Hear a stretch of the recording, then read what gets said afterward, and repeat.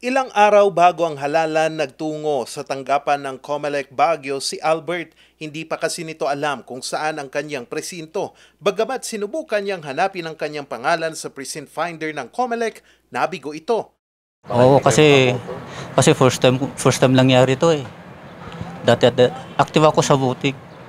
Nakapag-vote ako nung last barangay and then nag-verify ako this week. Sabi, may kapangalan daw ako. Pero pagkatapos lamang ng ilang minuto, nalaman na niya ang kanyang presinto. Ang ganitong mga klase ng problema, karaniwang tanong din ng ilang botante sa kanilang paggamit ng precinct finder. Sagot naman dito ng COMELEC. Kasi kung mali po yung pag-input nyo yung data, pangalan, date of birth, di ba, na hindi tugma sa record natin dito sa opisina, talagang no record. Minsan nga, multiple records yung andyan, di ba? Kasi it included doon sa precinct finder yung mga inactive records mo din. Katunayan, hindi bababa sa 10 mga email ang natatanggap ng COMELEC Baguio mula sa mga botanteng nagtatanong ng kanilang mga presinto.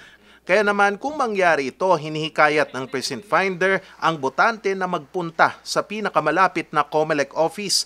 Pero kung si Ricky ang tatanungin, hindi pa niya alam ang kanyang presinto. Kaya naman, plano niyang hanapin muli ang kanyang pangalan kung saang presinto siya huling bumoto sa Barangay Irisan noong 2023 Barangay SK election.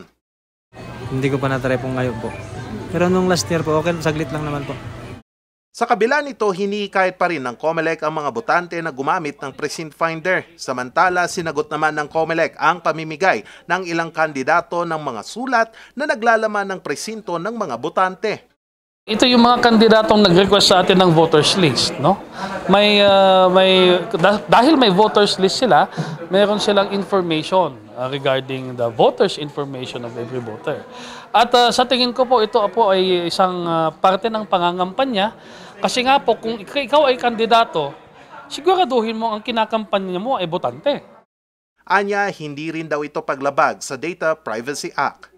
Sa darating na halalan, magtatayo ang COMELEC ng Voters Assistance Desk para sa mga botanteng hindi pa rin alam ang kanilang presintong pagbobotohan. Pero kung hindi daw talaga mahanap ang kanilang pangalan, maaring dumiretso pa rin ang mga botante dito sa tanggapan ng COMELEC. Charles Nicolimon, RNG News.